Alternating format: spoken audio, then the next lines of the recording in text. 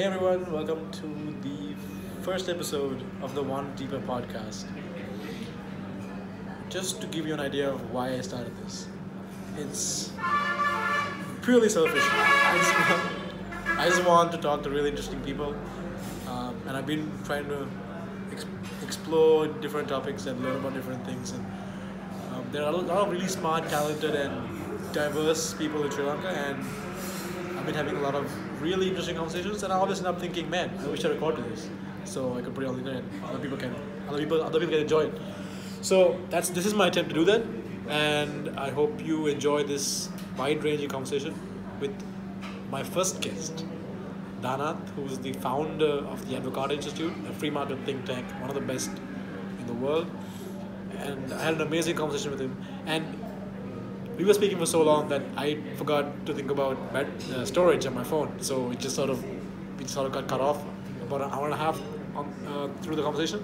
So I had to add a little bit of an extra recording at the end. So now that this is edited, it's completely, off the cuff conversation, and is R-rated. So just want to let you know. And I hope you enjoy it.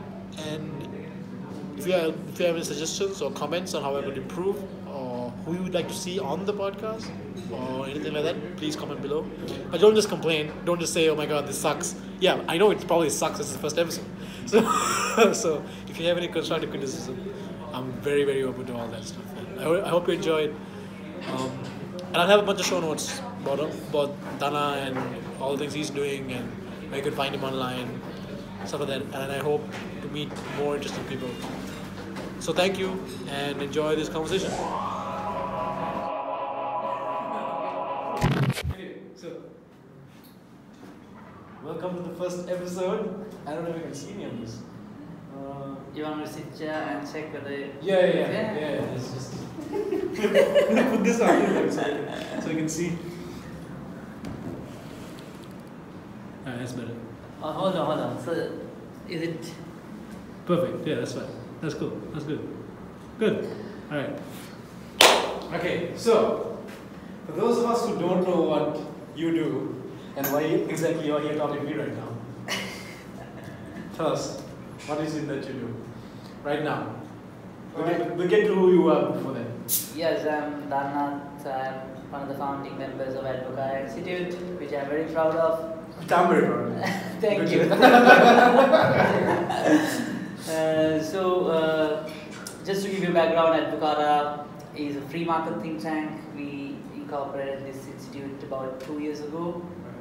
When we have been mainstreaming ideas, discussing ideas, talk about freedom, why economic freedom is important for Sri Lanka if we really want to prosper. So that's what we have been generally doing for the last 2 years. So we have been engaging with different stakeholders, and people see that we do valuable work, and people are commenting on the work that we do. People criticize the work that we do. Good.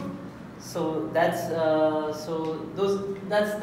broadly what we do. But we are basically focusing on state-owned enterprises because that's, we believe, 50% of the problem. I think any sane person should ask themselves, why is the government in the cashew business? And also in the hotel business. What is it? They do a bunch of other stuff, right? And construction, to everything. They are everywhere. Lotteries and some of the industries, it's like a monopoly.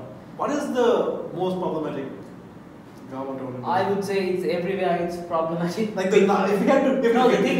biggest problem I would say. If you had to eliminate one tomorrow, what would you choose? I would first. My criteria would be, the obvious ones. Okay. That would be Sri Lanka Airlines. Oh my God. Okay. Yeah. Fair enough. That's because there are losses. If you get the cumulative, it's more than the Samurdhi beneficiary that the people get on cumulative. What's the Samurdhi? Samurdhi, I think they get about 350 or very small amount. The underprivileged people in Sri Lanka. 350 rupees? They get very small amount, I think 2,500 or some small amount. A month? For a month. But when you get the cumulative, the budget allocation for that, which is I think about 40 billion or 40 billion. But UPI, so it's Exactly. It's kind of like universal basic income. Yeah. So I don't get that. You don't get it, of course. Why not? You will not get it because these are. I don't qualify as poor enough to get. Exactly. So, but the Sri Lankan Airlines losses or the state-owned enterprises losses is far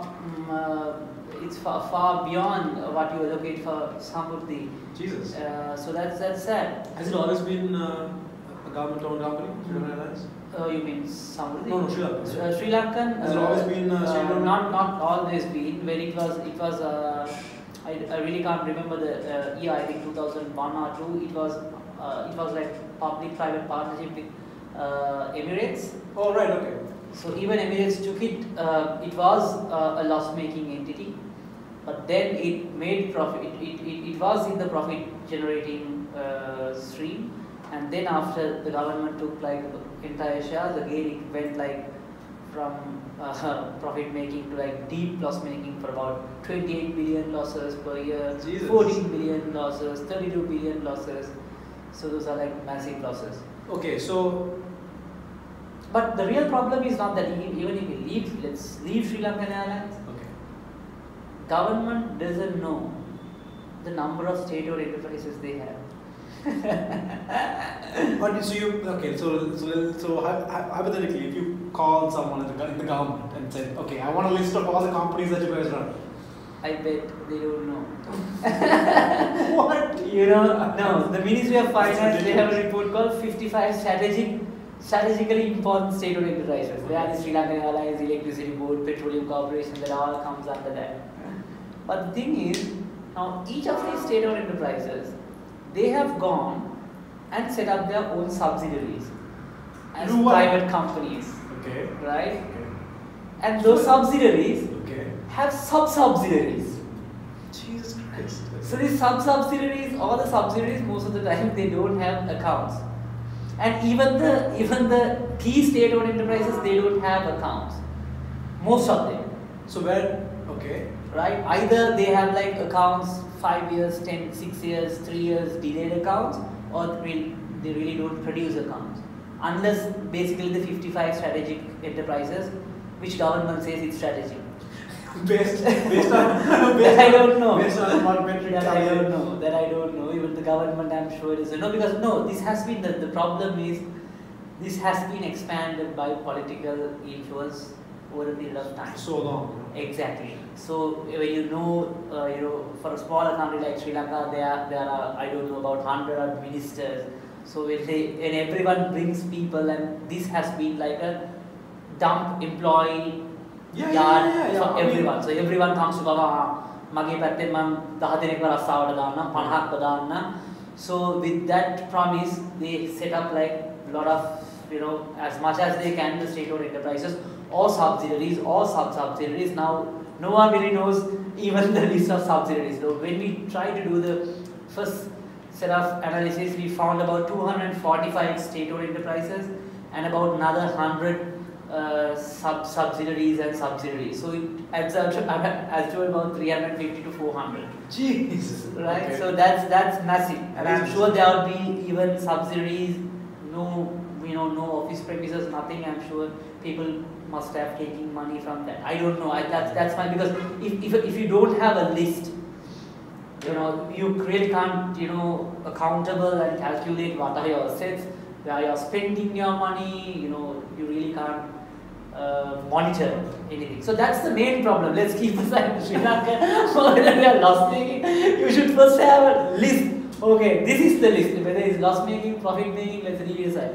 I now know that it's 400, and I know who is responsible, who is heading the company, so I can at least give a call and ask, how are you?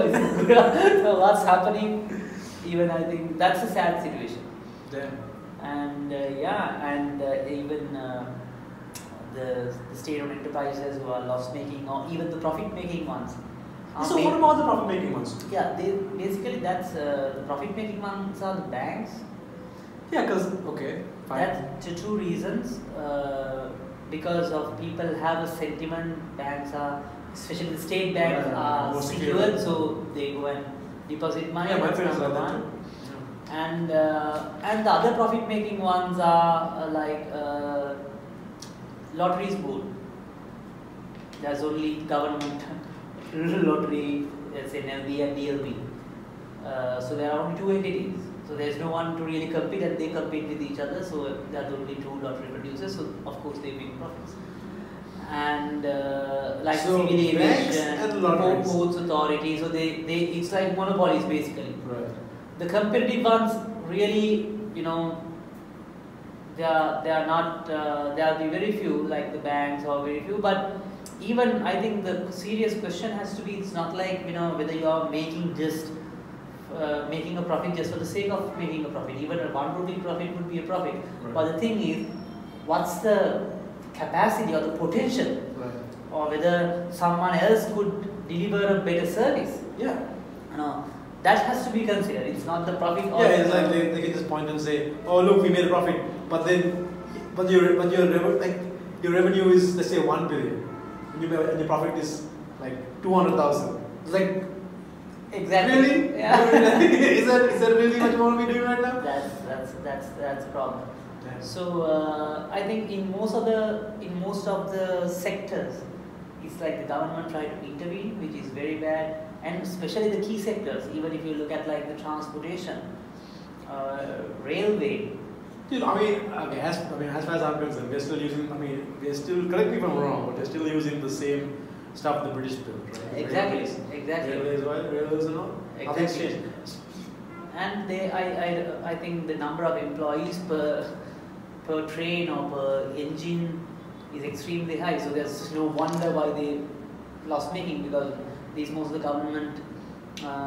government institutes they are entitled for a pension after they retire. So you are, even if you do like a 2,000 or 5,000 rupee increment, it adds up to like a massive multiplication.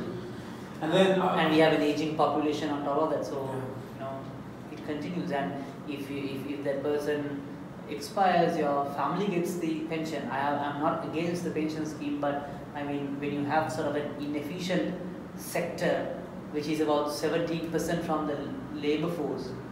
70% of people. 70% of the labor force. Wow. I think speaker had said it's like, in terms of population, 50 to 1. I can't. I think it's in other countries it's 50 to 1. I can't really remember the. Yeah, no, I think I read it was like, it was one in 15 people. 1 in 15 people. I think in other countries it's 1 to 50. Yeah. So that's massive, and it's not like, you know, someone is donating money. It's you circulate everyone's taxpayers' money. Right. You know, if you think by having more government servants you will reach to prosperity, the people will be happy. It's like, you know, someone has to, that's within someone amongst you have to contribute for that extra recruitment. We've tried this though, we've tried this experiment in the 20th century, right? Haven't we? Like, I don't know. Like, it's happening now in Venezuela. That's a classic example. They have all the resources. They have like oil refineries and all, but still, right. No, they can't. Yeah, nothing. And this government sector, the thing is, people. I think when in my father's generation, there's respect for government. People respect in the sense they've really wanted to join the government. I'm sure they must be capable during that time. Their education must be good. But with this changing of this political class, I'm not saying in my father's generation the political class was pretty good. But however, over a period of time, this has gone, this has deteriorated, this has gone down like drastically, the quality. So with that, we have like a lot of unnecessary people, and even if you go to a government institute, you can see like even people roam around, they really don't have a chair, they don't have a computer, they don't have a place to sit. They're just killing the time, and it's the thing is, when you overstaff, you are also disturbing the people who are really efficient. Yeah. And it's a waste of money, and I'm very sad to see. Even recently, I saw, I think 2 weeks ago, the government again is going to recruit about 20,000 graduates. To do what exactly? To do what exactly? As development officers or whoever. What are they developing? Exactly. That's an interesting question. Exactly. So that's, I think, bad policy decisions. Okay, I've been thinking about this a lot, and it's easy for everyone to sort of, like, we see the symptoms, right? We see the symptoms of all this going on, and it's easy for everyone to point at the government and say, "Oh my God, you're fucking up, right? You're making a huge mistake. What the hell?" But then, you know, all those, let's say, like you just said, 20,000 kids who want to join, who are being recruited. Right? They're being recruited. They're not being forced to join the government, right? So I think, don't you think at some level everyone's sort of blamed for this situation that they? I mean, because let's take those kids for example, right? Who want to join? What did you say? 20,000 people they want to hire? Development officers. Okay, so why are those kids choosing to join that? They're probably thinking, well, you know, it's a safe bet. I want to get married. I want to have some kids, and if I live with my parents, that's not going to happen. So like, it's not. I mean, they're not being evil or mean or in any way, but at the same time, they can't do that and then at the same time complain that the system is bad. They have to take some responsibility onto themselves. Like, man, you know, if this sucks, maybe there's some little thing that I'm doing that's making it worse. So why would someone join that? Why would some young person join, say, that government institution versus a private company? I think research has shown it's the security, like the job security, and of course it's a secure job because no one is monitoring you. You are not really reporting to a boss, so you don't have any deadlines, any, you know. Yeah, it's like, but it's like you're taking from one pocket and putting it in the other pocket. Exactly. Right? So it's paying rent. You're spot on. So I think with that job security, and since you have a pension, people tend to join government sector. That's what has been communicated. But I'm also on the other side, I'm surprised. Why? Because we also see on the other hand, even people who are joining the private sector who are extremely aspired and desirable to, you know, get another promotion, and you know, they are very ambitious. Right. On the other hand, but in government sector, you get a promotion based on the seniority. Unless your senior person retires, or unless, you know, he or she expires, you will really not have a chance to, you know, perform and say, look, unless, yeah. I want to see this record. See the section is still recording. Alright, yes. Unless if you know, the opportunity to promote or perform is not great, and it's not a incentive driven model. It's like you just sit over there, and it's not skill, you know, it's not depending on your skill level. So I think it's now, I feel my analysis would be now it's in like the genes. Oh yeah, for sure. You really, because for sure. Yeah. So I'll tell you, right? Yeah. Have you worked in a corporate, like here, like a big corporate? Of course, yes. Okay. It's not that different from what the government is like. Yeah. You know what I mean? Yeah. Just that whole power games, seniority thing. Yeah. It's a lot like that, man. Like, it's because okay, you're interested in you have the economic side spot on, right? And while I know that really well, I'm also really thinking about the psychological implications of socialism itself, right? So when did we get independence? Like 65? 1948. 1948, right? And then we went just balls deep into socialism, right? Yeah. More or less. I'm so poorly historically educated about Sri Lanka. It sucks. Like one of my guests is going to be a historian, so he can tell me all this shit that I need to know about Sri Lanka and how it fucking happened, what exactly went down.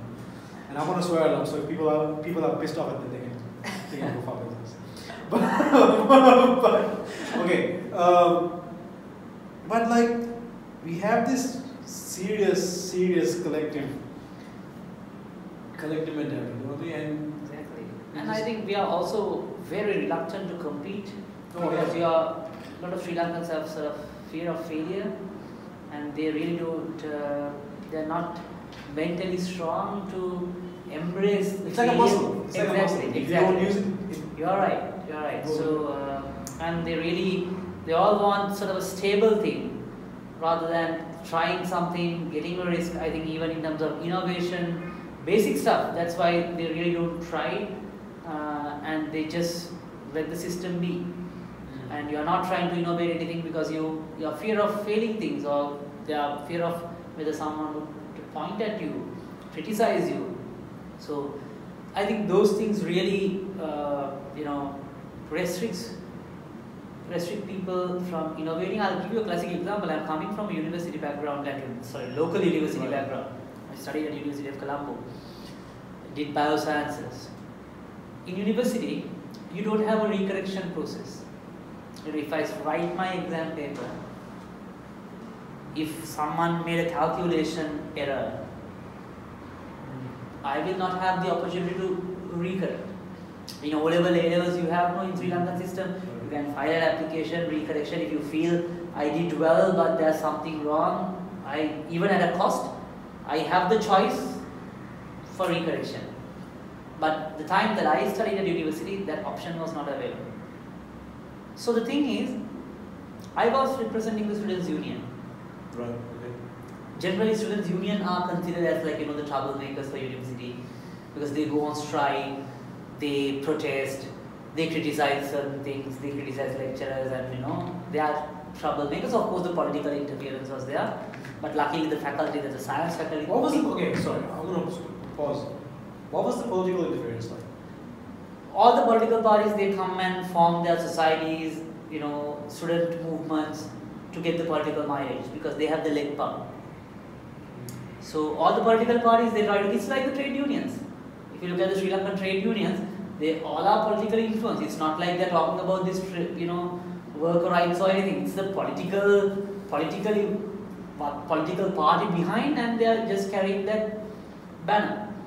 So in university it's the same, but luckily the university, the faculty, not the university had the other faculties, there were a lot of political engagements, but the science faculty, we really didn't have political influence. But of course, because you can't do science. Maybe. Maybe. You're not so concerned about rights as much as exactly. There were certain influences, but that's the other side. Science people, they have practicals, so they really don't have time to engage with other activities. Scientists just want to be left alone, right? So they can do their science. I'm trying to learn something here. Just leave me alone. I don't need your goddamn opinions, right? That's basically the narrative. Yeah, I totally get that. So this sometimes it was found the union representatives or the student society representatives, they have been earmarked by some of the lecturers, their examination numbers, and they have been given the D pluses, or they have been failed, or they have made fail by the lecturers for multiple years, because they are troublemakers. What? Exactly. Right? So How did you find this out? Why? Because when you are writing the exam paper, you can identify through the exam number. And then you constantly give poor marks. I don't have a recorrection option. Yeah, but maybe the guy is just stupid. I don't know. That's it. No. Maybe he's just doing exactly. I'm not saying that everyone who is repeating an exam or getting poor marks is because this lecturer has here mark. But there are cases, those who did well in the exam, because ultimately there will be a marking scheme, Right. It's not like an essay, it's a subjective thing, Right. If science, if one chemical reacts with the other, it's the product. It's not like you can imagine that. It's not it's not that. Yeah. So when you know what you wrote, Right. you can at least calculate. So you get your paper back? No. No. So how? Okay. So you do the exam, right? You write all the answers down, and you hand the paper in, and all you get back is a score. Yeah. So how do you prove that you're right, but they're extreme? How do you prove that you gave the right answer, but they're perfect? That's my point. So how can I prove? Because my exam paper is with them, they're not giving it back to me. So even they can take off one or two papers, pages. That's ridiculous. So I'm trying to think about my college experience. And how was yours? And I got all of my exam papers back. I know one incident. One of my friends told that sometimes when you go and ask, sir, can I see the paper, or madam, can I see the paper? Sometimes they give, sometimes they don't. And in one instant, this professor had said, here this innocent boy gone and said, sir, I think I did the paper well. It can't be a C minus or a D minus. At least it has to be a B or some other grade. Can I check the paper? He had said, of course, you can check the paper. But even if there was a calculation mistake, for challenging my marks, you will get a further downgrade. That's the attitude. I'm not saying it's every lecture, But it's in the system. Yeah. But it's in the system. So, so if you are coming from that sort of So you know what is nice one? yeah, when you're coming from. No worries.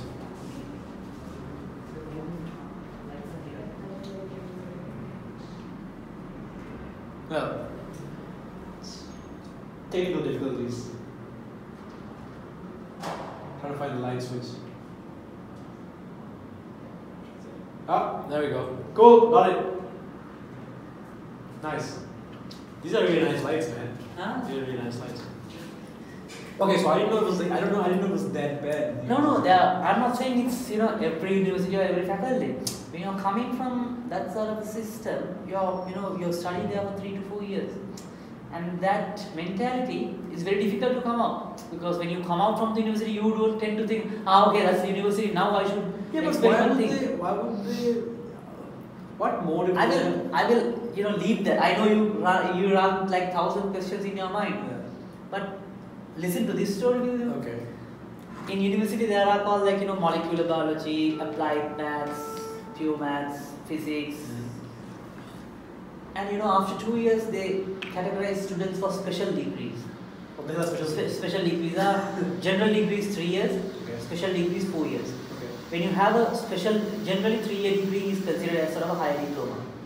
If you were to apply for a foreign university for a scholarship, either you have to do an MSc or another degree, and then only you can apply, because 3 years is considered as a higher diploma in some of the countries.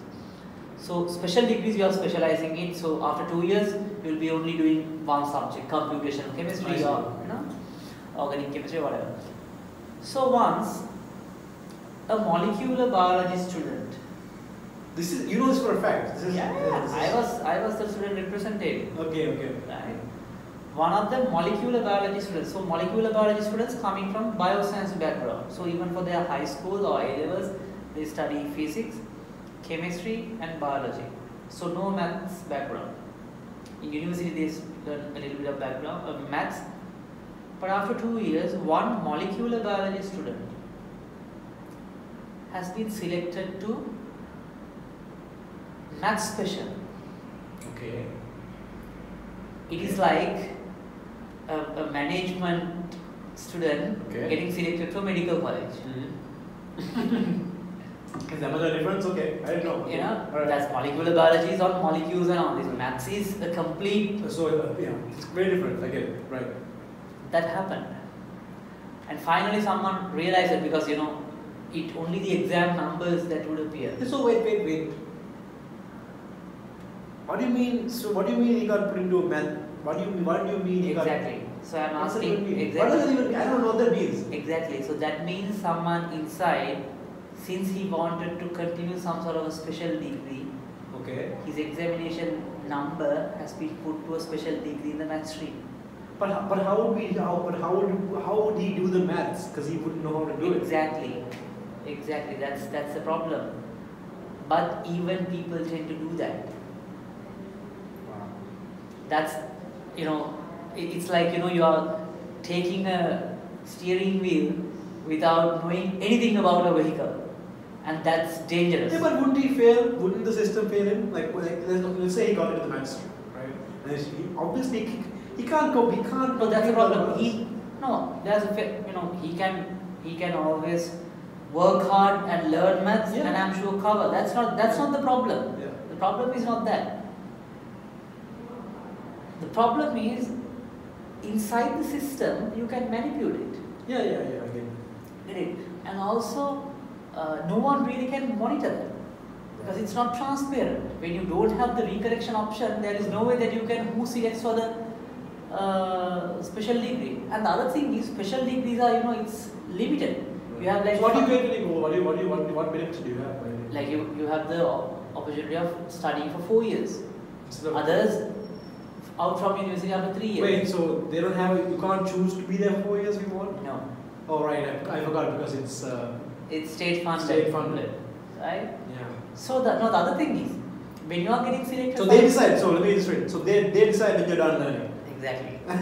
It's not, you don't get to choose. Exactly. You don't get to choose. Okay, just want to make sure that's clear. Alright. And the other option is when they do that, when they put a biology or like a molecular biology student in the math stream, that means because math stream there will be 15 slots.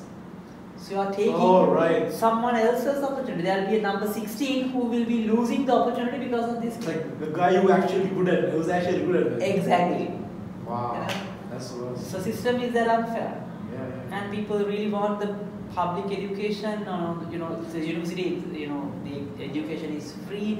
A lot of people are grateful. Even I am grateful because it's free education. But the thing is, grateful in the sense whether do we get the proper quality education? Dude, at this point, I'm just thinking with the internet, like what possible reason do you have to go to a local college? You might as well just study by yourself online and get the same credentials. I mean, okay, so what? You study and get a degree from here, right? If you want to go abroad, it's basically worth nothing. Okay, but you can learn the same stuff online and never stop learning, and just like what, $50, $60 a month, you can get access to Harvard, Stanford, lectures. Like Udacity, I don't know if you're familiar, right? Udacity is a online courses, school thing started by a couple guys from Google. I can't remember, but they have certified courses, right? In being full-on courses on machine learning, on self-driving cars. They'll teach you programming from ground up to full stack online, right? And they'll guarantee you get a job. Mm-hmm. That's insane. That's insane. For like the last I checked, it was like $700 for the nano degree, right? It's called nano degree. And then they have a I think it's half the cost money back guarantee that you'll get a job when you graduate. All done online. So I don't know how much longer we can afford to fund this. That's the thing. When you have sort of a collective system where taxpayers pay for your education, and that's the end of the story. Right. Of course, people would say because of that, people, the poor kid can get a degree, have at least access for the higher education. But if it's just like 3 letters which really doesn't have any meaning. Yeah, you might as well work on a farm and get some real experience. Exactly. Right. So if people think that if that is sort of the... What do you know about this whole Saitan thing? What information do you have that I probably don't? Like, I don't know. So I generally have, but I haven't done any in-depth research or anything. But I feel, but my take is, since it's the doctors think that they are superior, and the education has to be superior. I mean, they live like that. They act like they're gods. Doctors here are basically immune from persecution. I don't know. Like, I have never heard of any doctor being successfully sued for malpractice. Okay. I never, it's just not a thing. They are just completely untouchable. That's beyond, that's something else. Yeah. But, so as far as I understand the Saitam situation. But I think, I'm not sure about all these things that they talk about, whether the Saitam has like the proper quality. No, okay. Let's see, I don't know. Tell me if I'm wrong. So as far as I know, my knowledge is that there is actually no private education in Sri Lanka. There is private education, but it's on certain subject streams it's not available. Now even if you look at management, the MBAs, that's all private. In university? No. In certain some of the state universities they offer like paid courses. Okay. Like even University of Colombo, they have like a paid MSc in mathematics or management that's available. Okay. And they offer MBAs. University of Colombo, Advocata, that's paid, but state university offer that. Okay. And also there are private universities and there are agents who are... No. What I'm saying is that there are no private degree granting institutions in Sri Lanka. You know what I mean? Like even say let's take ANC or SLIM or whatever, they are not degree granting universities. They are tuition centers. Correct. Yeah. Right? They are contracted. So basically, what their partner universities abroad have done is they have outsourced the teaching to them. Yeah. Correct. And the degree is granted by the foreign university. That's the same situation even in schools. Correct. CIS, British, all those schools, they don't grant their own certification. Like you don't get a GED from AIS when you graduate. Correct. You do your O levels, you do your A levels, or you do your IB or whatever. Correct. Right? Sri Lanka does not allow private education. Yeah. So as far as I understand it, SITEM wanted to be the first institution to give out their own private education, privately accredited education solution, right? And that's what they're freaking out about. Not so much like I think they're using the oh my god, there's no quality control, it sucks, this is blah blah. That's the message. That's the rules they're using to actually say what they want to say, which is why should he get to go to school just because he has money? Exactly. That's basically what it is, right? Exactly. So it's like, why should I didn't get into medical school? Why should he get to go to medical school because he has money? Well, I agree. That is so unfair. Like you are being screwed. The system is screwing you, right? It's screwing you. The answer is not to try to bring down the people who are. First of all, I don't know if SITEM's actually creating monsters in there. I have no idea. I do have no idea. But I think in terms of like a broad idea of the private education, that has to be encouraged. Because ultimately you are anyway spending money. Like a lot of Sri Lankans, they go overseas to study. Yeah, and I know tuition teachers make so much money. Exactly. So and as a result, they don't work as hard in school. So like teachers don't teach in school. They just give the notes and then they expect the kids to come pay money and study at their houses. That's what happened to me. Okay. Right? I'm probably getting so much shit for like saying these things. I don't do shit, but like I went to CIS, right? And I mean, I had teachers who just didn't do shit at all. Like they gave us the notes like in class, and then and they were expected us to come to their house and pay $1,000 an hour to learn the shit that we should be learning in school. Right? And I went to private school too, so that's interesting. That's crazy. So it's not just I don't think government private things. Like just the people are just like. You know what? Like I said, it's in the DNA, man. It's in the DNA, and people sometimes. How did you get involved with all this like Advocata stuff? You know, you were a good schoolboy. You went to a good local university and had good local parents. What happened to you? I think I was after the university. I was working in the private sector, and then I worked for a research company. So I was like somewhat exposed to the private sector, which I saw the competition. But however, I was engaging in these ideas since I was a schoolboy, which was the turning point for me personally, and it was like the value system, and also you respect each other, and if someone has money and if he's succeeding, there is nothing that I should hold on about that person. That's I think that's basic. No, the mentality is if he has money, he's taken it from me. Like he's exactly that money is mine because you stole it. Exactly. That's I think bad attitude. That's not. I mean that's wrong and bad attitude. We can all thank Karl Marx for all that. So, but no, it's just like this. It's a. But I think people should. But at the same time, the system is so corrupt. Yeah. Right. So I can't help but thinking about really rich and successful people, and thinking, man, considering how corrupt the system is, they probably got there by being corrupt themselves. You know what I mean? Like, it's a weird circle because then you're like, okay, the system is corrupt. and then there are successful people. So how does that work? So, but by that logic, that means they got to the top by being corrupt, right? So then what? Everyone who's successful is corrupt. So the system reinforces that belief. It reinforces the belief that if you're at the top, it's because you're corrupt. Does that make sense? Exactly. Now that's where comes into a little bit of economics. Yeah. In Sri Lanka, a lot of people who are perceived to be successful. I really don't want to mention any names. But what they do is they got even if they start a business, they say we are local entrepreneurs, protect us. Oh yeah, for sure. So then you go and lobby the government. You have your whatever the chambers or whatever, and you ask for higher import rates.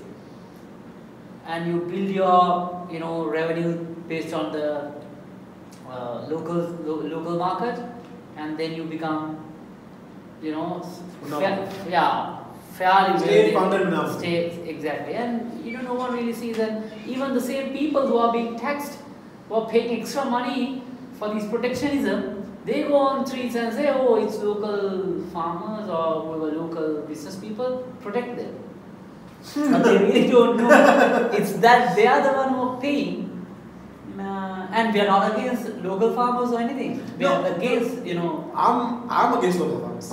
When I say I'm against local farmers, no, the thing is, let me interrupt you for 1 second, because when you say that, people perceive the people who are having that thought like you are against local people, you are sort of foreign conspiracy, and you are praising the foreign values, and you are that's the sentiment that they try to build. It's not the logic. What we say is, when you are open, when you are competing with each other, it's a win-win situation. Of course, you have to work hard. You have to compete. It's natural. It's a rule of the jungle. That's genetic reality.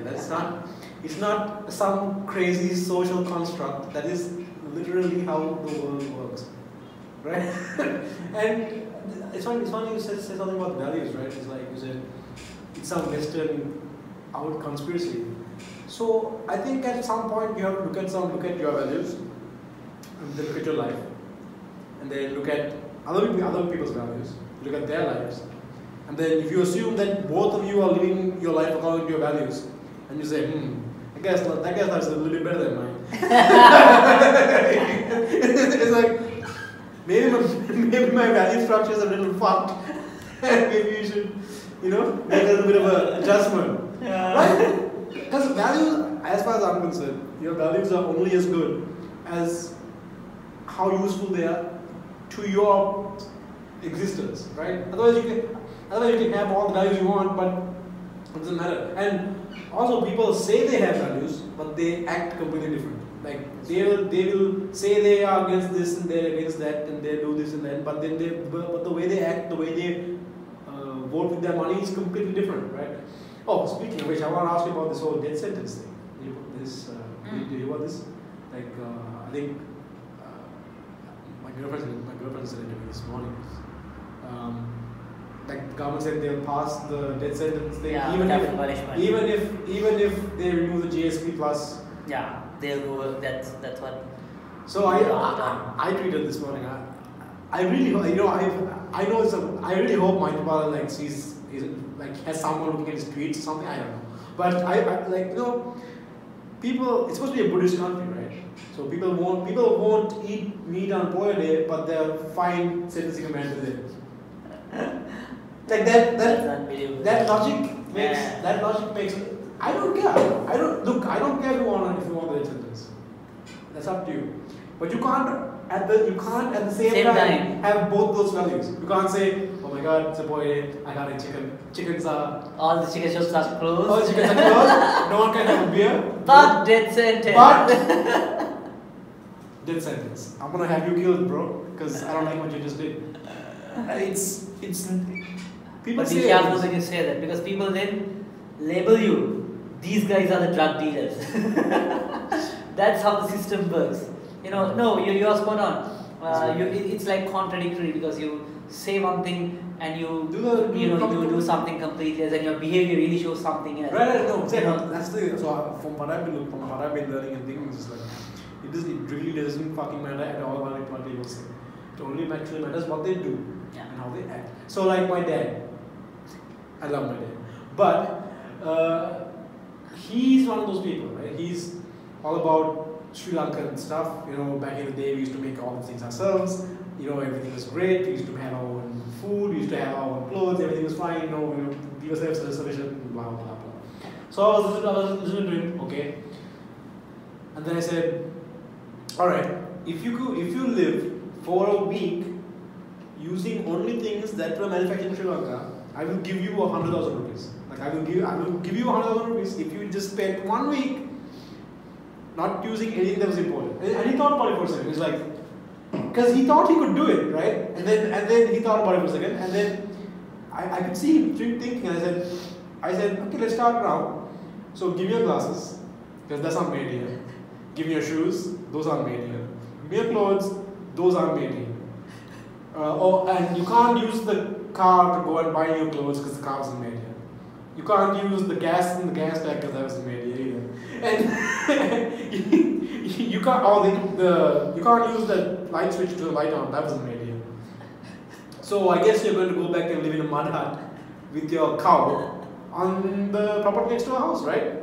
And then he's just like, okay, well, I don't want to do that. Like, exactly. What you believe and what you do are two completely different things. You can say you believe all kinds of things. You can say you believe in everything, but you can believe in aliens, but it doesn't matter what you say you believe in. It only matters how you act and what you do. It's like, I don't like Chinese food, but I eat Chinese all the time. It's like, what?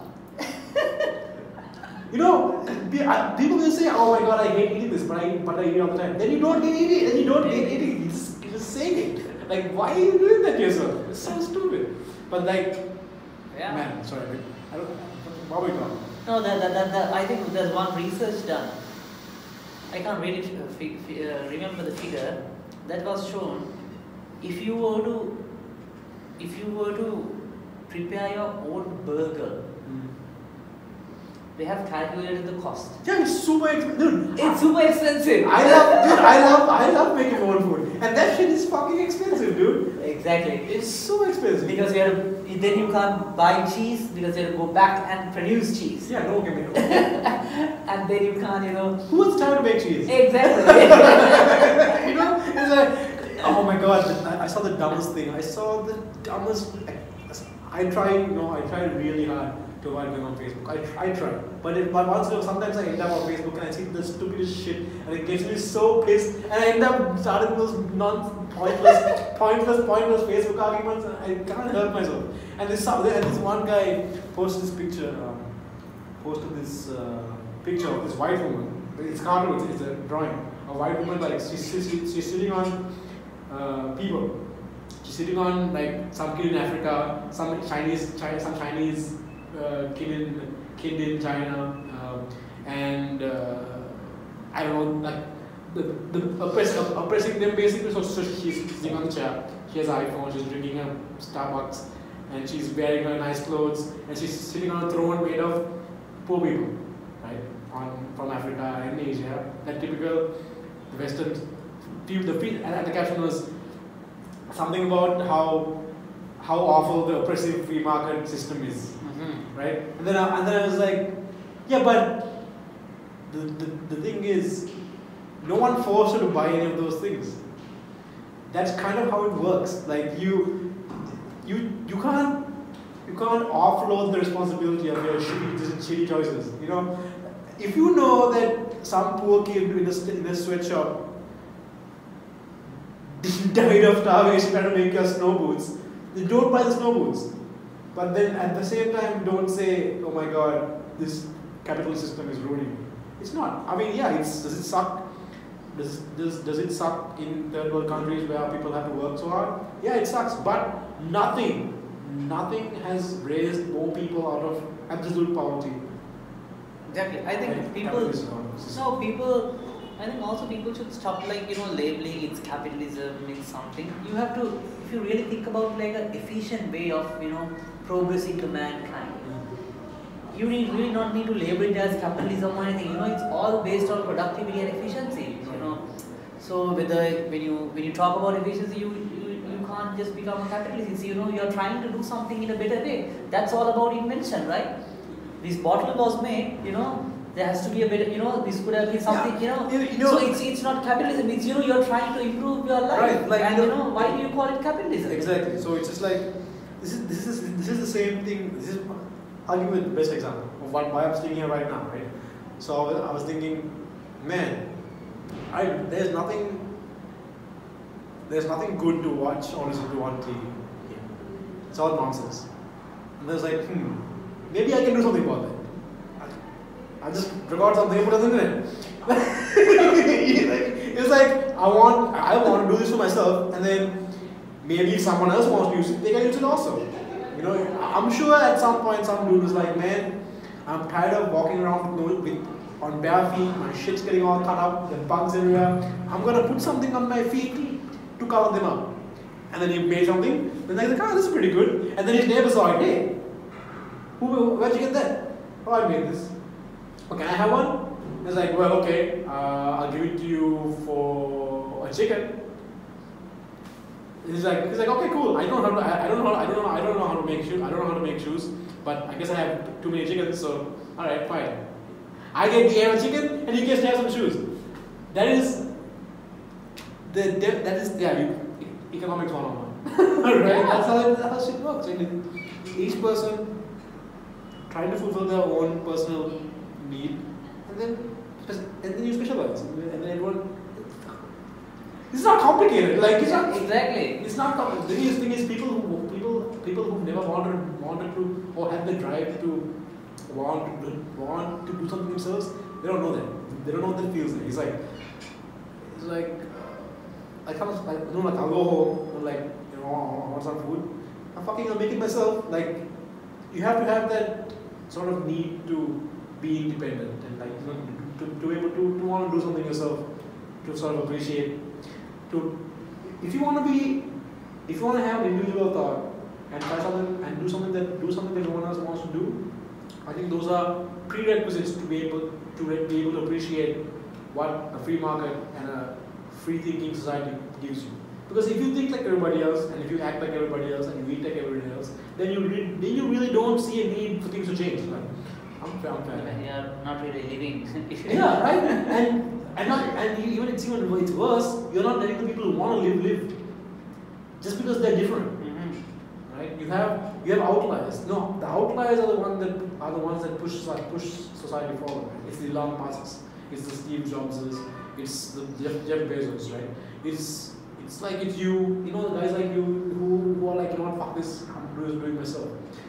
What I think you should want is a society that looks at an outlier and goes, okay, this dude might be crazy, or he might be crazy smart. We don't know the difference yet. So let's just let him do his thing and hope for the best. Because he's not hurting anybody. He can just try to think out it works out for him, right?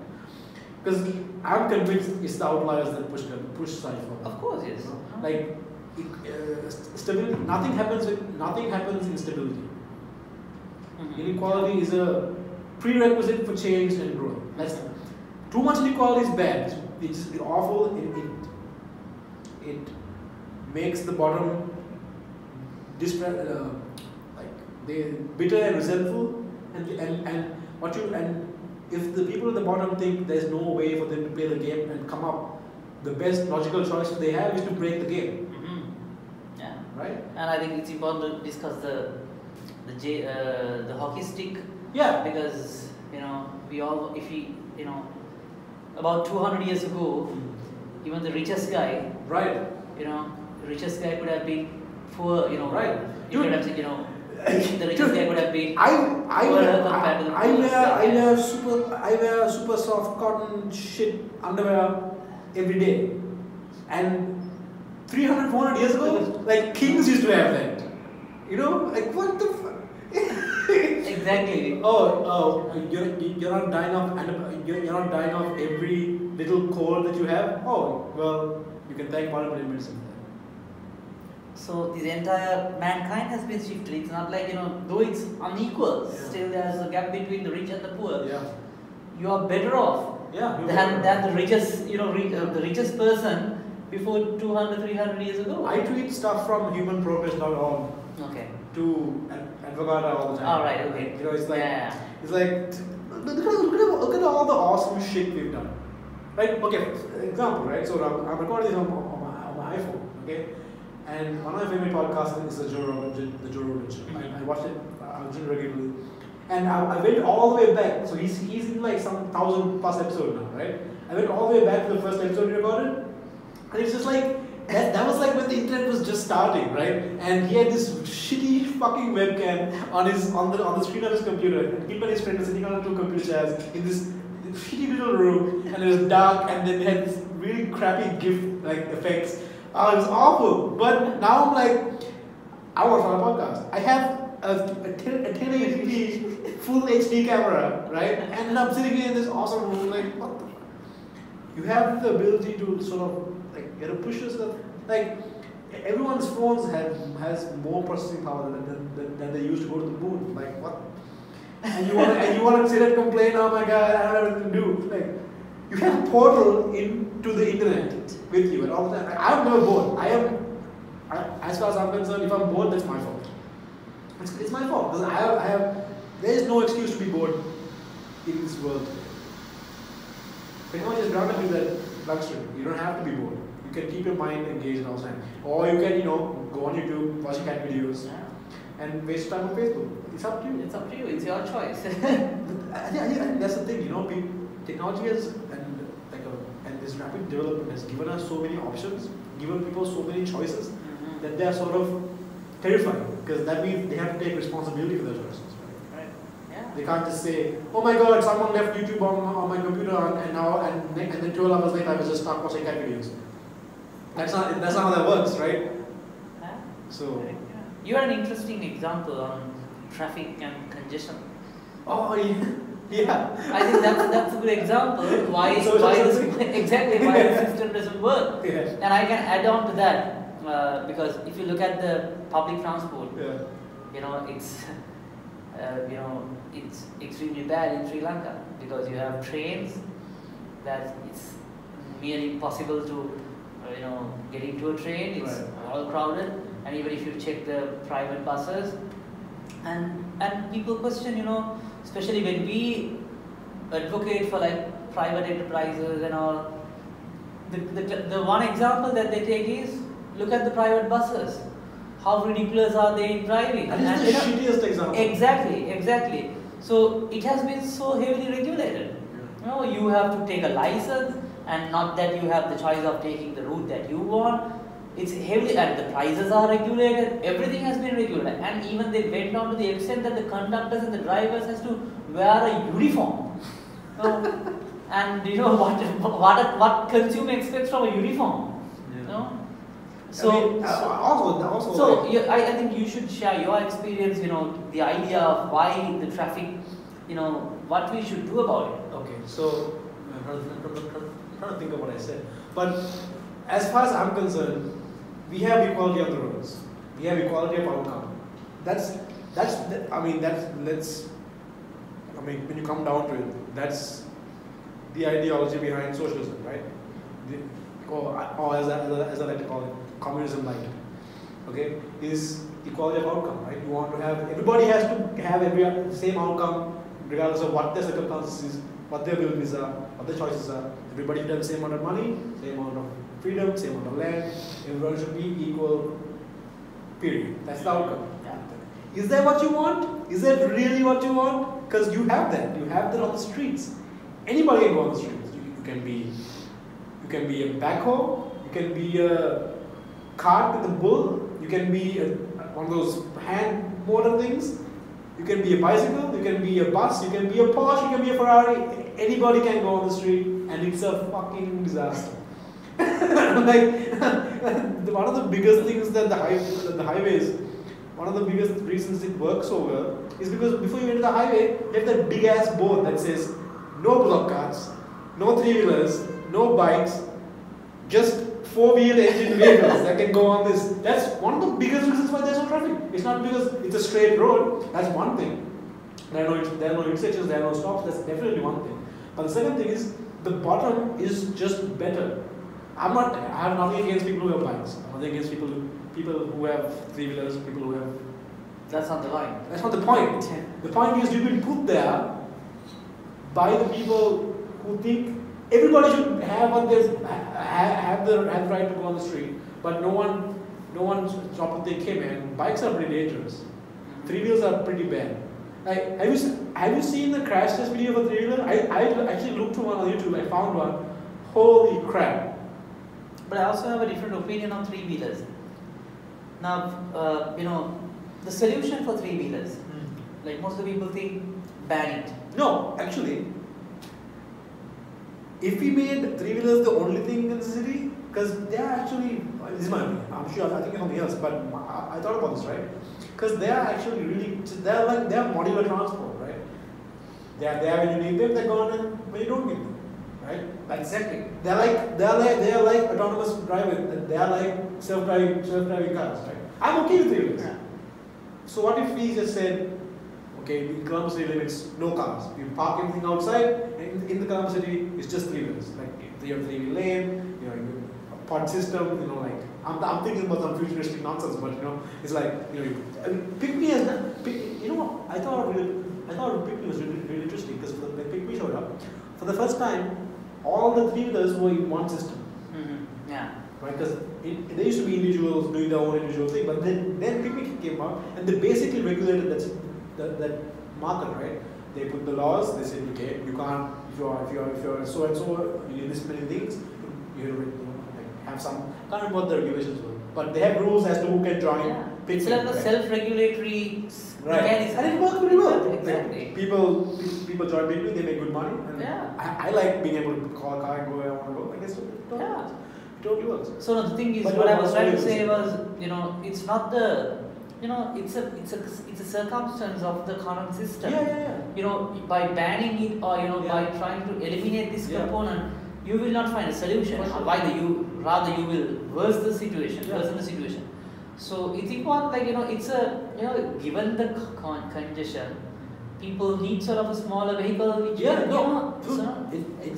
makes perfect sense. Like the thing is, three-wheelers are not a problem. They are people's solution to problem that they already have. Exactly, they are the solution. They're like, holy shit, I need to fucking get somewhere and not be drenched if it rains. Oh well, okay, this three-wheel car will do. Yeah. The number of people I see standing under like shops, or people who use bikes. They stand under shops waiting for the rain to stop, so they can get to work, right, in the morning. That's insane. If it rains in the morning, the people are just standing waiting for the rain to stop to go to work, and then when they go to work late, they get down salaries because they can't get to work. What the hell? It's raining too much. But I mean, so what about this? What about the import taxes on cars? Wow, I think that's ridiculous. Yeah, I think that's partly what's causing this. And I can't believe you pay like 4 times, 5 times higher than the exact value of the car. It's not just that, you pay that and then it comes to the docks and parts and it gets stolen. Yeah, that's another story. But they want to keep on the cars. Yeah, I think that's ridiculous. You have like, I can't believe unimaginable tax rates, and still people want to buy it. I know, I thought about, this. I think you are avoiding how much you are hampering on the other industries, because when you invest like 5 times of the actual value of the car, that means you have to cut that cost down from somewhere. So that means when I'm going for a car, I might not build a house, I might cut down from my education, I might cut down from having one more kid, because that's expensive. I have to bear that cost. So, and it's not like the buying cost, that whatever the cost that has been added to the spare parts, vehicle maintenance, fuel, everything has been taxed. So by channeling most of my cash flow just into one vehicle, I have to cut down all the other expenses. It could be on food, anything. So actually, if I had the choice of, not that because of that I'm going and putting that all money in my bank, I'll spend it somewhere. Right. So then the other industry could have come come out. So, and also and I think then the three-wheelers or the motorbikes will not be a problem, because then someone who is owning a motorbike, he will upgrade himself to a four-wheel like a mini car. A three-wheeler guy will, gentleman will have some upscale vehicle, and the cab services will not be tuk-tuks, then it would be like a four-wheel option. Right. So then I think we could have I think upgrade system in like one. Yeah, like I don't think anybody wants to be riding a three-wheeler. Exactly. No one wants to buy a three-wheeler. No one wants to buy a bike, but they have no goddamn choice. Exactly. It's like fuck. And for the three-wheeler, you pay about 400,000 tax. Yeah. What the fuck, really? Yeah. That's insane. Yeah. So I was thinking a lot about this whole vehicle tax thing. So I looked at some report which said it is the highest earning tax for the government. I think yes. Before tobacco and. I think yes. Tobacco and vehicles are the main contributor. Yeah, and even when I ask people. And these are also just let me at this. These are all interconnected. Now, why you want that sort of massive revenue? To pay the losses in other companies. Exactly. And I think we have done an analysis. There's even the special commodity levy, which is the taxation on food. It's nothing else. Not vehicles. Let's leave it aside. Fuel. Let's leave it aside. Food. There are losses that what they have calculated from collected as from the special commodity levy. That's the taxes on potatoes, onions, and rice and all that. Why tax? Exactly. That is equivalent, I think, to 1 year loss of Sri Lankan Airlines. That means you are literally collecting that tax to cover the loss of crazy. one airline, which I think even 1% of the Sri Lankan population has not tried. If they really want to fly out, they have cheap options, better options than Sri Lanka. Yeah, people think it's really important to have a national airline. Do you think so? I don't see what the big deal is. I also don't see. It's like a feel-good factor where you have national airline and Yeah, but someone who hasn't who haven't even tried a aeroplane. What does it mean for him to have a national airline? Yeah, but at the same time, that doesn't stop a private company from being Sri Lankan Airlines. American Airlines is not an American government company, right? It's a private company. So that's crazy. So this vehicle tax, and even when I ask people, right, what do you think about this vehicle tax? And they think the usual answer I get is, it's good unless there be too many cars on the road. And the only thing that comes to my mind is, okay, so what if the government said they don't tax shoes because we don't want too many shoes on the road? And they get like, what do you mean? It's like, well, the thing is, you can only wear one pair of shoes at a time. It's not like if you have 100 pairs of shoes, it's not like every time you go out, all 100 pairs of shoes go out with you. If you have 10 cars, you're not driving all 10 cars at the same time. It's not like you go to work and the other 8 cars are going on vacation. Like what? That doesn't make any sense. Like, at the very least, at the very most, you can push that out to say, okay, well, if you have 2 cars and the wife has 1 car and the father has 1 car, okay, so what? So they can get the kids to school on time, so they get to work on time, so they can go buy the stuff they need to buy, do the things they need to do. So you can, get to a business meeting in time that you don't want to miss. So you have the opportunity and the freedom to jump on opportunities that come up. If you want to be successful, if you want to be a businessman, you have to jump on opportunities that come up all the time, right? And if you have to wait for 45 minutes to go 10 kilometers, like, dude, it's just. And another thing I said, I tried to explain to my parents is that if you take roads as a technology, right? It is the oldest technology, right? If you take it, considering the wheel, like creating roads, let the Roman Empire just take over, right? Because you can move people and goods efficiently on that. And one thing developed countries all have in common is they have amazing roads. You can look at a country's road and say how good that country is. More often than not, right? And if you can't even get our roads right, like what the hell? It's one of the oldest technologies. What hope do we have? I mean, it rains most of the year here.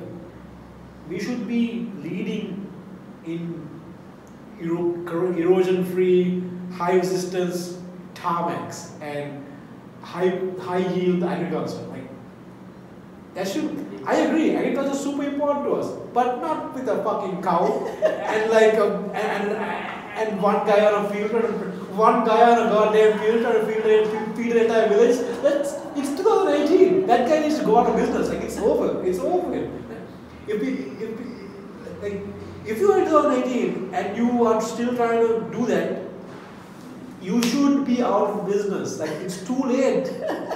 You can't hold the rest of us back because that might put this guy out of business. You can't say we can't bring new crops, no GM foods. You can't bring rice that needs less water and less time to grow because well that would put this guy out of business. That's not the point. Do you want to feed the people or not? Like it's not about who wants to stay in business. It's about what their end goal is. Do you want people to have good food, good stuff? Then fucking let them. Exactly, and then I think agriculture.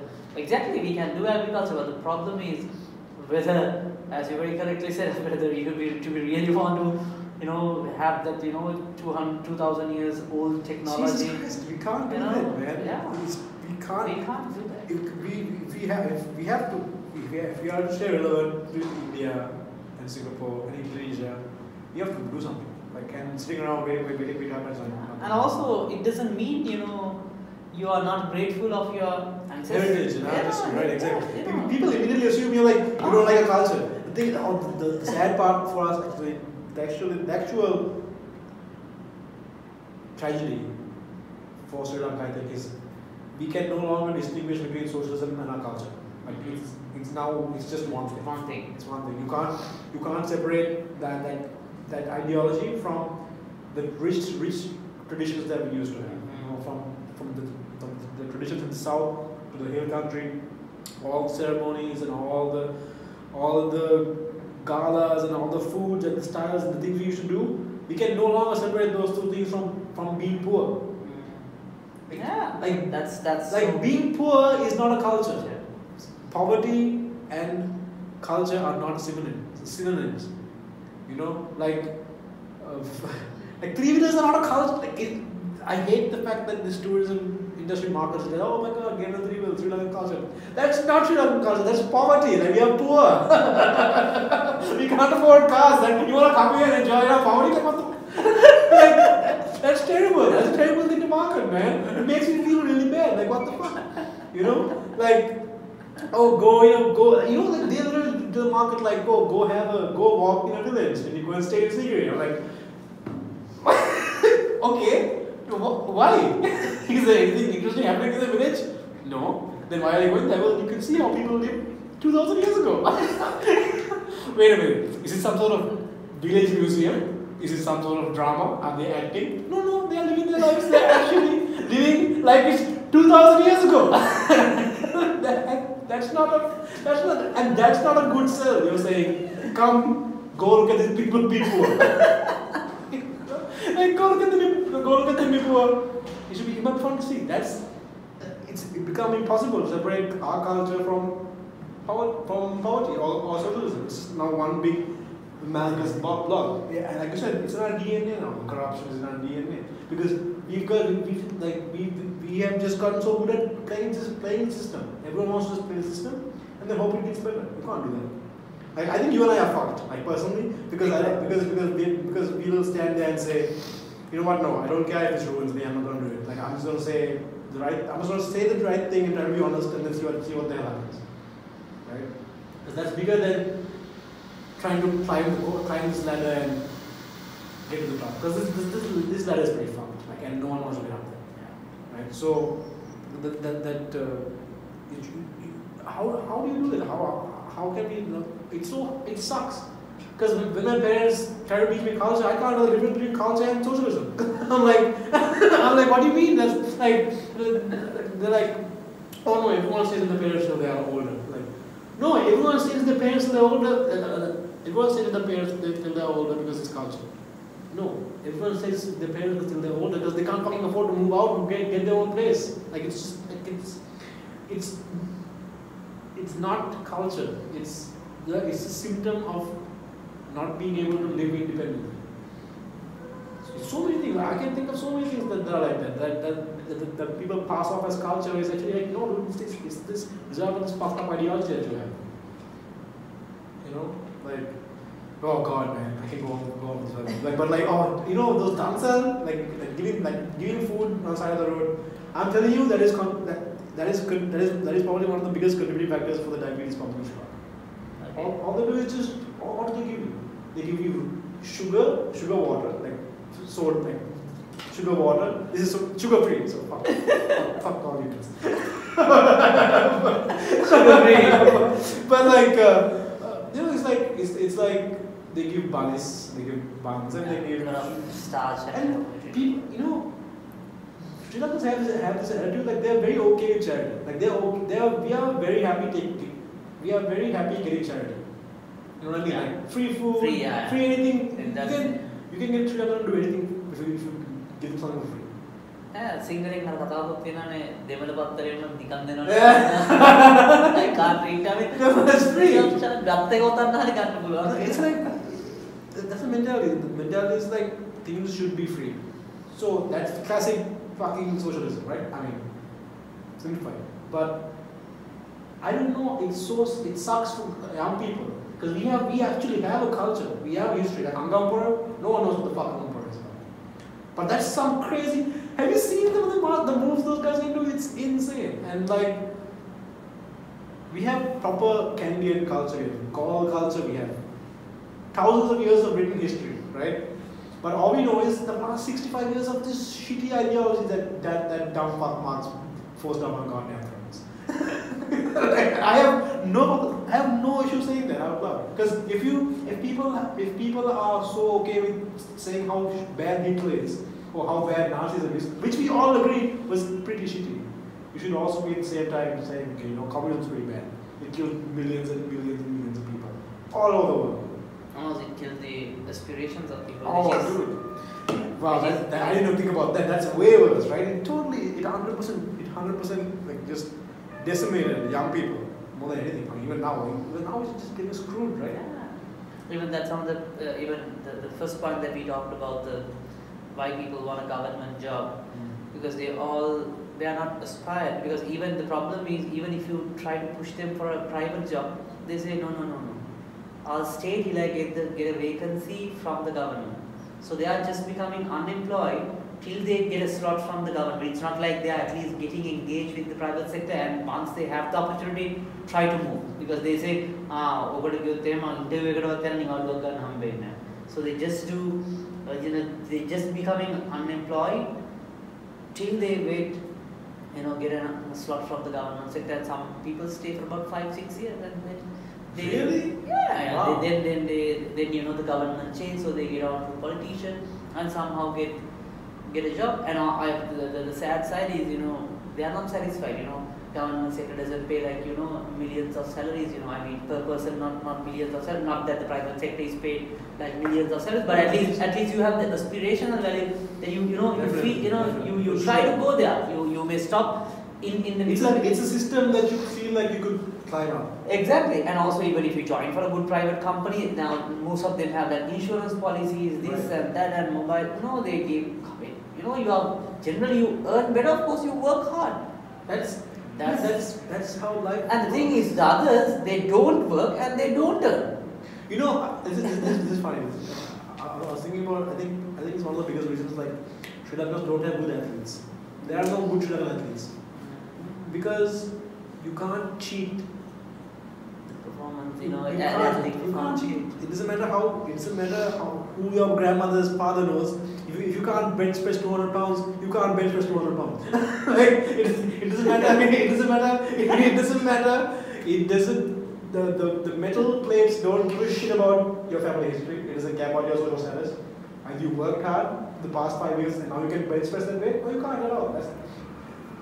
I think that because it's one of those things, right? It's one of those things you can't cheat your way through.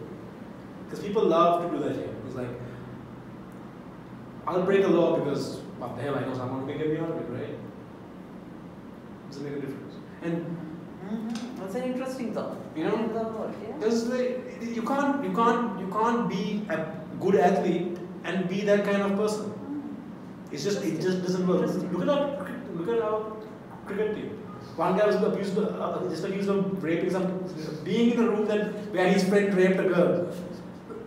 And no one even, I was like, this should, like, does everyone know about this? Did you hear about this? I heard about that, yeah. Dude, I was like, wow, we've really fucking come a long ass way, right? I mean, that's because the guys who are on our team now did not get there by skill. I don't believe that at all. Like, I was coached by the same guy who coached Advocata and Mahir and those guys. Well, I don't know if he coached them directly, but Lionel Mendes. Yeah, I have heard the name. I may be wrong. I think he coached Mahir. I'm not sure. But anyway, Lionel Mendes was probably one of the greatest coaches that I've ever had. So he's probably one of the greatest teachers that I've ever had. Period. Right? Because he used to be in the military, and when he coached cricket, he drilled that discipline into my brain. Like he just took me and just molded me into something completely different. I would just spend one day just doing the same shot 100 times, 100 times every day, just the same shot, and the next day I'll do a different shot 100 times. You just practice it, hard work, and I would get out. He would like if you mess, like, look at my hands, right? It's the calluses. If we messed up, right? This is not weightlifting, but if you messed up in training, right? And if it got, like I say, you missed you were playing poorly or you missed a catch something, he would bring you know those big rollers that you use to roll the thing. So if he would bring you to the roller, he would stand behind the roller and then he would bounce balls off the roller, and so I'd be like 15 feet away, and he'd be like at the back just whacking balls off the roller. You have to catch it. By the time I go home, like my hands are red, like the skin. But when you do that for 3 months, you'll never drop a ball. Because it's hard work. You have to put the hard work. That's one of the biggest reasons we don't have any good athletes here. Because because those two methods of thinking are not compatible. You can't expect to join the cricket team because you know someone who knows someone, and have this exact attitude you can't have that attitude and also simultaneously have the attitude that will make you a really good cricketer. It's just not possible. It doesn't work.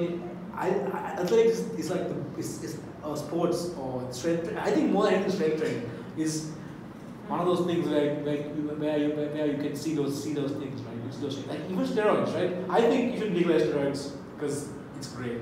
I mean, it just not okay, that came out wrong. I think because people have this misconception, right?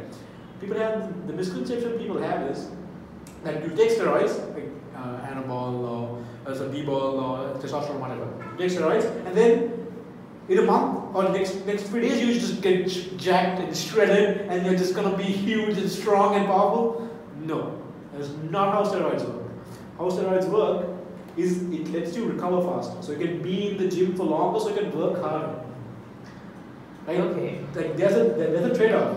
You have to work really hard in the gym, but then you have to let your body recover. If you don't sleep well, if you don't take enough recovery time, you will not grow, you will not get strong. That's just hands down fact. You need at least 9 hours sleep a night. You need to eat enough calories, you need enough protein, and you do all that while still working out. So what steroids does is it lets you compresses all those things. It lets you bust your ass. Let's say you could only do 2 workouts a week and maintain the recovery you need. Steroids let you do 4 times that work and recover in half the time. So when people who really want to get steroids, usually they're just like what they want most of the time is like they just can't recover or be in the gym long enough for them to want to do. I mean, like there's a whole. I'm sure I'm oversimplifying it to a serious degree. The only reason I say that is because I was finding that I was going hard in the gym all the time, and I was eating enough, and I was just like, man, maybe I've actually hit like the point where I just can't. I mean, there's obviously I have to mention genetics. Like at some point, genetics is gonna. You can only push yourself so hard in the gym until genetics plays through. And I'm sure I have butchered this topic just now, but I was coming back to the whole thing in the gym, right? You can't cheat your way into being strong. Right. And that's interesting insight. Yeah. So, and like our sports teams are shit. Like they are absolutely garbage. And even triggered, like, it's very few countries that. Yeah, it's garbage. I mean, also maybe a genetic factor. We are an island, right? And we don't have genetic diversity. No, that's the other thing that we were trying to advocate is providing opportunity to work with people from the world. Right. Because if you look at Sri Lankan immigration law, the existing one, if you marry someone from overseas, your spouse may not have the work visa. Right. And you really restrict, especially the doctors and all these protectionist people. They really don't want people to come, the overseas people to come and work here because they think that they will take over your jobs. Right. But you completely, avoid the fact that when you have more people, and Professor Ricardo Hausmann mentioned it, perfectly, because there's something called know-how. Know-how, after listening to you, imagine if you are if you are a good weightlifter, after listening to you, or by just looking at how you lift the weight, I may not become a good weightlifter. Right. I have to train, and sometimes it's a long process. By doing it for 2 years, 3 years, it won't get into my genetics. Right. But if the easy thing would be not to move the knowledge into the brain, but to move the brains, because over a period of time, then people you share the know-how. Exactly. So that and he has given a wonderful statistic, and he has said the Sri Lankan, out of population, our foreign-born population is about 1%, but Singapore it's about 18%. And even I think it's more in America, isn't it? Yeah. I mean, not just foreign-born. I'm saying diversity. Diversity is about 18% in Singapore and 1% in Sri Lanka. And he has done a wonderful analysis. Even if you forget about from country to country, even if you take the district-wise, the better you have like the mix from all the other districts or areas or states, you tend to prosper. It doesn't mean, even if you look at Colombo, all people come from Colombo. Of course, there are multiple reasons why people come to Colombo.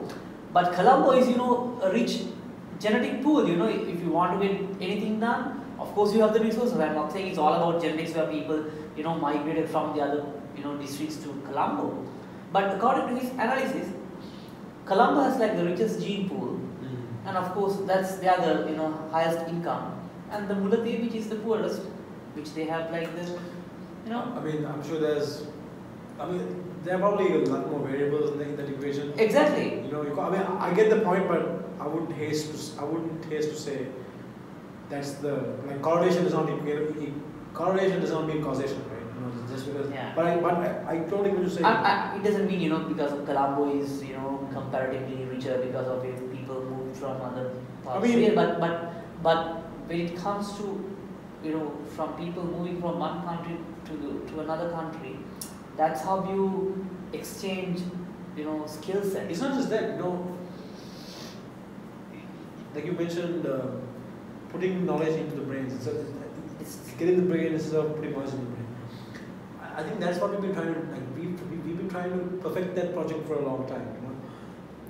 That's what we do with education, right? We try to, like a school system, as in my estimation, it's our best effort to make knowledge portable. It's our best effort to take knowledge from someone else's brain and turn it into a system that we can put it into someone else's brain. Like two compatible systems, two brains who are different, but if they learn the same system, maybe knowledge can be transferred. Right? So, for example, one computer can teach another computer how to play chess in a matter of minutes. Right? You just have to install it, you copy the file and install it. That's it. And then now that computer knows, okay, I'm talking about learning, not like I'm saying learning, the computer do the same thing now, right? But if you look at a human child, it takes about 18 years to prepare to be able to do calculus, to bring it up so you can learn how to do calculus 1, 2, 3, learn those things, right? And in the matter of decades that computers have existed, they can already teach themselves in a matter of minutes. So it's like this project that we've been doing, trying to figure out how best can we move the information from this frame to another. I know when I was in school, I used to hope if I keep my book under my pillow and go to sleep, the knowledge will just diffuse into my head. But that doesn't work. So that knowledge transfer thing, that's interesting. So you have to have the people here. We are not computers. You have to have the people here around. Yeah. To get And you can, again, it's sort of a efficiency formula, because there are people who will do it better and faster than you. When you have them here, that's how it's not like a fast track process, but when you have them, you will increase the process, and also you allow other people, 10, 15 years down the line, you will transfer the knowledge. And when you have like more knowledge, you can combine those stuff. For instance, the glass could have been made for something else. But if you have like, a hardened glass which, which was used for a bulletproof that's vehicle, science basically. That's science, yeah. That's basically science. I mean, how the countless number of things that have been found on the way to something else. The thing is that when you have more knowledge, there are more opportunities or, probabilities that, these things would come together, combine together. There are more ideas would be sparked. What we have, and more things would be produced. What we have is an excess of order, in my estimation. What do you mean the excess of order? An excess of rigidity. Like there's not enough dynamism or change or chaos to say simply. There's not enough happening. We are so scared that anything might happen. We are so scared that what might happen will be bad that we'd rather it not happen at all. But things that change are not just bad, they're also good, right? Things, if you have a structure and that structure breaks, yeah, you lost the structure you had, but that in that new position, it has the potential to be something better. So we've spent decades closing ourselves in from the outside world, that we are dying from the inside. We have our structures and our borders around us are so tight that there's nothing rejuvenating it from the inside. There's nothing coming out. And the thing is, having a border and structure so tight works both ways. Yeah, nothing can come in, but nothing can go out either. So it just festers and dies. It's like an incest of ideas. And the ideas we have now are just like malformed, deformed babies. That's an interesting example. Right? Because we just don't have that. We don't have that. But no one expected the internet, and now everyone's just kind of like, holy shit! How the hell do we put this genie back in the bottle? Because like, the internet just came and just poked a hole right in that barrier, right? Now people are seeing things, they're ordering things, they're listening to things, they're looking at lectures online. They're like, hey, wait a minute, there's a different way to learn about this stuff, or like there's a different way to think. That's weird. So they're trying really hard to control the internet. So this whole Facebook ban thing, I'm telling you, they're pushing. They're like, we have to somehow figure out how to control the internet, because it's too crazy, it's too much. But the thing is, you can't control the internet. It's unbelievable. It's already such a big part of our lives that it's too late. That board has fucking sailed. And I'm so excited for us, because imagine if we didn't have that. We'd still be in this bubble, right? Even the things we know now, just being able to speak to people outside, to professors abroad, or to bring people down and organize events, not possible without the internet, right? And we're recording this right now. I'm gonna put it online, and people will be like, "Holy shit! Like I didn't know some of this stuff. Like what the hell, right?" The internet has shattered this, has poked a hole in this barrier we have, and now people are freaking out like, "What the hell do we do about it?" Right? It's good. Yeah. It's interesting. Yeah, with the internet, I think there's that's a big jump on. It's coming to a point. I think it's coming to a point like for the education systems, right? Like kids are who graduates. Kids are already not going to global colleges. They're like fuck that. Like it costs less than 1 million for me to get a foreign degree from one of these Asians, right? Go to a bank, get a loan from here for $1,000. I'm good. Like it's just I can work. It's totally fine. And the rest of them are like, what the hell? Just go learn all this shit on the internet. Like what does it matter? I want to have kids. I want to have kids, but I do not want to send them to school here. Like I will much rather homeschool my kids than send them to a public school. No offense. I don't know. I will do a small scale school also. Right, get back. Fucking ran out of memory space, so we sort of missed about 20 minutes of what we were talking about. It's okay. But sorry about that. But learning experience. Okay. Starting again. What do you believe today to be true that you didn't believe 5 years ago? Oh, what do you believe today to be true that 5 years ago you did not? I never thought that the world would be this open and accessible. Just Sri Lanka or from Sri Lanka to the world? From Sri Lanka to the world, and also the world. Like I never thought 5 years ago it would be this fast and dynamic. Right. And now I think I understand the trend. Yeah, we take it for granted right now. Yeah. Okay, morning rituals. This is good. Yeah, so I do. I wake up at about 2:45 a.m. I know that's a little crazy. No, it's okay. I got at 4:45 every day. Okay, that's great. Yeah. And I sweat for like I run till I sweat for about 15-20 minutes. Nice. Because I do a TV program every morning, so I Nice. leave by 3:30 a.m. I will put the info of the TV program in the show notes. Thank you. Yeah. And okay, next most recommended book or state self discipline or state state control or self control. Yes, self control or state control. Nice. Okay. Most recent purchase that you think is real value for money. I think it's a Apple phone. iPhone. Okay. Yeah. Alright. If you would teach something to someone tomorrow that they could apply in their lives immediately. Simple mathematics. Mathematics. You think it's important for people to know some mathematics? Yeah, I think I'm pretty good at because I did teaching.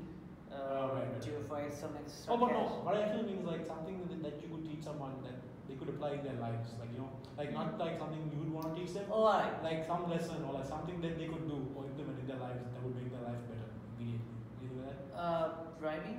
Vehicle driving. Learn how to drive? Yeah. Nice. Okay, yeah, that's a good thing. Yeah. And one successful person that comes to mind. Steve Jobs. Steve Jobs. Yeah.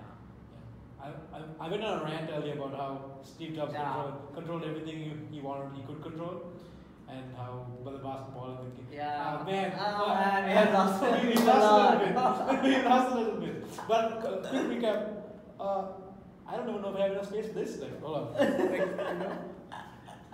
Now it's still recording. Okay, so quickly, just like I just said, Steve Jobs controlled everything he could control, right? That book from the end to end, everything that in the iPhone, the Mac, he controlled everything, and that's something important in business to control what you can control and not worry about things you can't control. Like in basketball, the aim of the game is to play basketball, to put the ball in the hoop, right? And how you determine how the people play the game within those rules is by looking at the scoreboard at the end of the game and saying, okay, this team has more points than this team, so this team wins. The aim of the game is not to manipulate the board into having points. The aim of the game is to play the game, right? To play basketball. So if you're building shoes, the aim of the game is to build shoes, not do whatever it takes to get the points that says I made much money. It's important, but those are indicators, not the actual point of the game as far as I'm concerned. Because if you focus on the points instead of actually playing the game, then you start thinking about all the different and bad ways I can do, all the things that are actually cheating look like good options to you because if you're focused on getting the points, not playing the game. And that's inside, it sort of it sneaks in, that profits. Then you think, what do I need to do to get profits? You can't. Hey everyone, thank you for watching. I guess you made it to the end, so good. I'm really glad you watched it. I thought it was a really interesting conversation with Dana, and we spoke about a lot of really important things. And I got a little bit excited because it's a subject that I'm really passionate about in public policy, and economics and how we can do better for everybody. So it's something I get really excited about. So I may have I may have steamrolled the conversation a little bit because I got excited. And anyway, I hope you had I had an amazing time talking to Dana, and it was an amazing conversation. I hope you guys enjoyed it also, and please let me know how I can improve. Let me know what I can do to ask better questions, I guess, and be a better, not better interviewer, so I can help the people I talk to express the ideas better, because I'm always trying to learn and I'm always trying to improve, and this is just a purely selfish attempt for me to get around people who are doing really important things and who are driven and trying to make the world and themselves better. Well, trying to make the world better by making themselves better is, I think, something that I really really want to add, embody in my life. So thank you for watching. I hope you will watch the next one, and I'll see you on the flip side. Cheers.